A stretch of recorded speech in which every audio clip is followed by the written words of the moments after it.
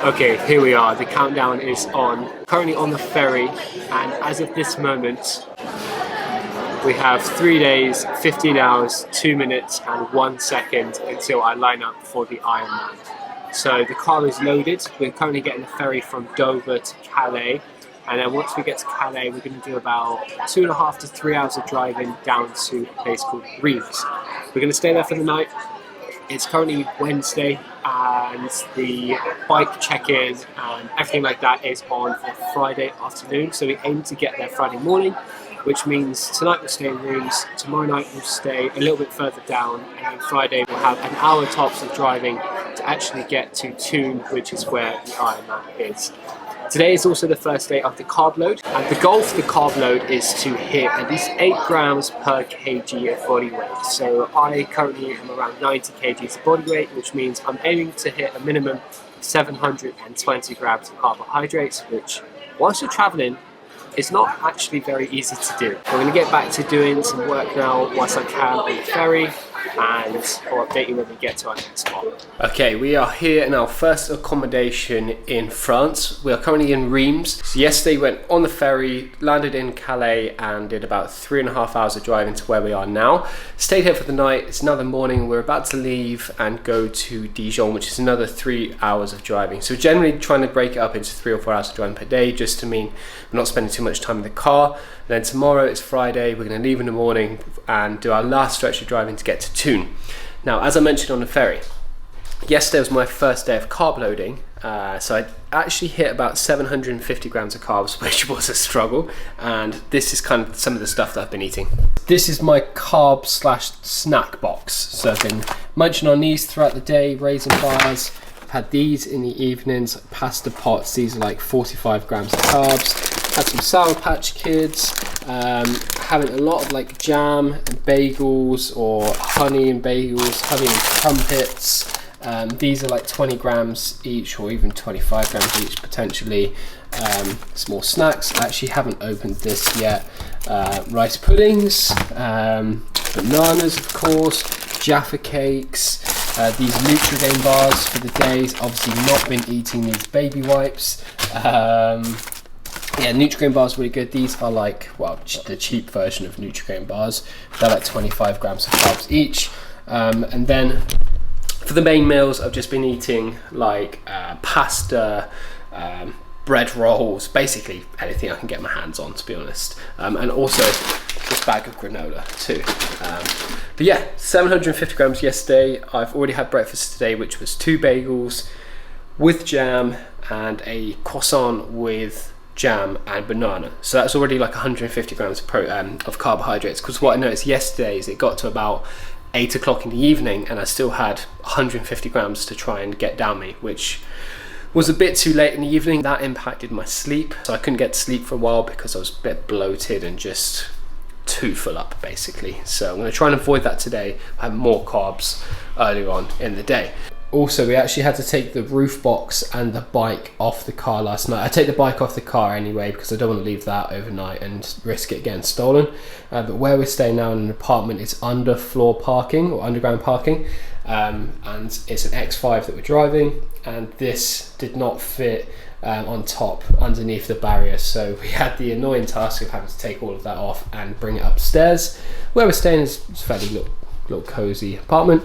Got a nice balcony, but where we're staying is top floor as well, so we had to carry that roof box upstairs, which was not ideal. We're going to have to carry it back down very shortly to get back on the car. So here we are. So I've also been asked about my training this week and what I'm doing to prepare myself for this weekend, and it's generally just very low intensity, and I'm also just trying to manage what I can realistically do whilst travelling down to Thun. So Monday is normally a rest day anyway. We kind of started our travels on the Tuesday by driving to Ramsgate, so we were close to the ferry port for the next morning. Tuesday I managed to fit in a very short swim with a few intervals of like 50 metres, and I think that totaled just under 1k. And then that evening when we got to Ramsgate, I just cycled kind of up and down the kind of the beachfront road. I think it was under 10 miles with, again, a couple of efforts just to kind of really shake out the legs. Now, yesterday we pretty much travelled most of the day and then got here in the afternoon. I managed to squeeze in like a 4.5 mile run. Again, really easy effort, chucked in a couple of kind of harder efforts in there, but like no more than 30 seconds, just to shake out the legs and test out the body.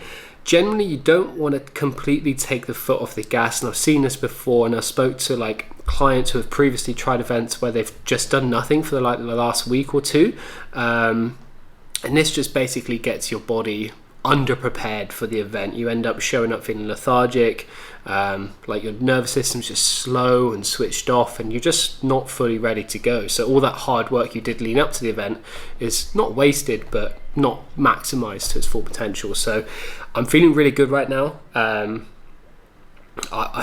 almost feel like a caged animal ready to be unleashed, which I think is actually going to be hard to manage on the day because it's a long day. And in the last video where I did the swim, bike and run with Charlie, we were on the run, and I think it was after about 6 hours of the day, and we kind of said to each other, like, this is halfway through what we're kind of expecting to do on the actual Ironman. This is going to be a really long day, and I think it's just respecting that fact and not going out too fast, and understanding that whatever we're doing at that time, whether it's a swim, bike or run, we're going to be doing it for a long time, and there's more after that. So I really just want to respect that, not go out the gates too fast, not burn my energy too quickly, not get carried away with people around me, because the other thing is I'm quite a competitive person. So if someone overtakes me on a bike, which they will, or on the run, which they will, it's just for myself, holding myself back and not trying to think, oh, I've got to chase them or stay on their tail or overtake them back, which I know will be fun. So I'm looking forward to that, but just again, respecting the fact it's a long day,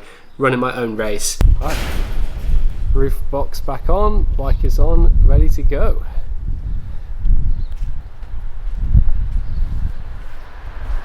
Ready? Yes. Ready, Theo? Ready?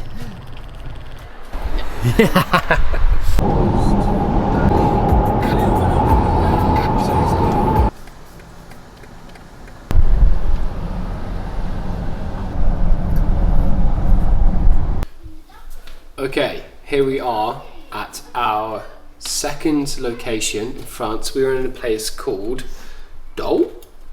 Dole? I think it's pronounced Dole, spelled D-O-L-E. We've got a nice, I say little, it's actually quite big, very spacious apartments. So kitchen area here, there she is, bike's just popped there because, as I mentioned, we're not leaving that on the car overnight. Funny story actually, the entrance to this place is super narrow, and like I mentioned, we've got a pretty big car, so I'll show a video of us trying to get out of the space because we didn't film it coming in, but there's about an inch either side. So I had to take the bike off again to actually get into the courtyard where we're parked. We've got a wild Theodore over here, nice sofa, and then a humongous TV. So actually a really nice Airbnb for the price that we got it for. But this is Friday now, and it's check-in day. So our next 3-hour drive is going to take us all the way to Thun, where we can check in for the Ironman and have a look around. So we'll see you there.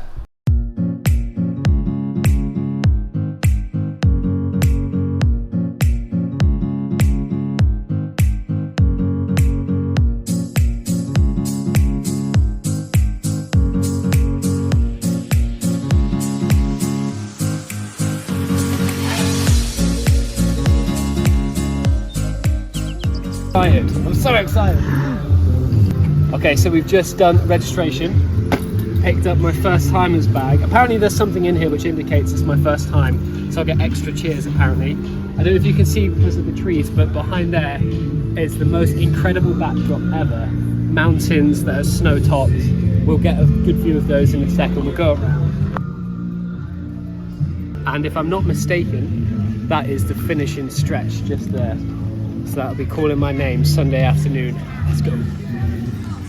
There we go. Look at that. Absolutely incredible. And I'm pretty sure, as we're walking back to the car now, I'm pretty certain this is where you finish the swim and enter transition. So we'll be coming out here, running that way to transition. How are you feeling about this, Drew? I'm actually feeling really excited. Usually in my last events I've done, I've been feeling really nervous, but just going through the registration now, looking around, getting amongst it, I feel really, really excited about all of this.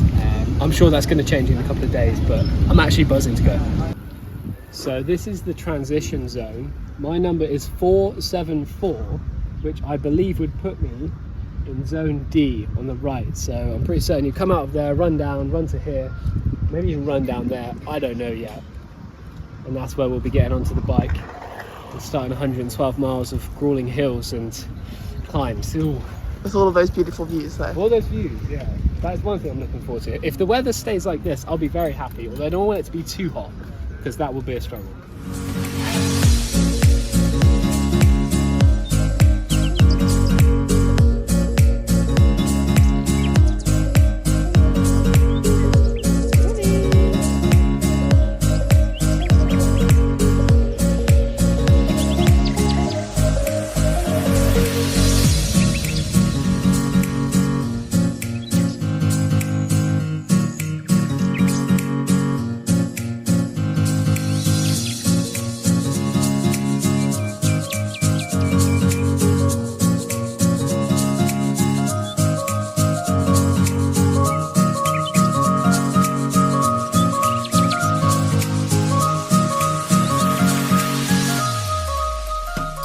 Right, here we are. In less than 12 hours I will be lining up to do my very first Ironman, and as I sit here looking back to when I first even had the thought of doing an Ironman, it seems like it was literally only the other week.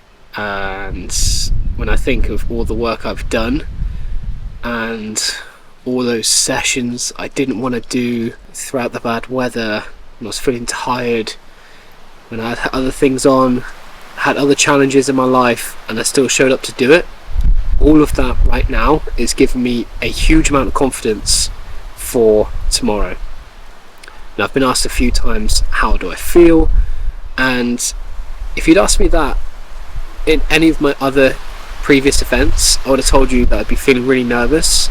And even when I think back to those events, lining up on that start line, I was so in my own head. But for this event, something just feels different. And I think that is hugely just down to the work that I've put in. You know, I'm a big believer that confidence is built through building up evidence of what you say you're going to do, you will do.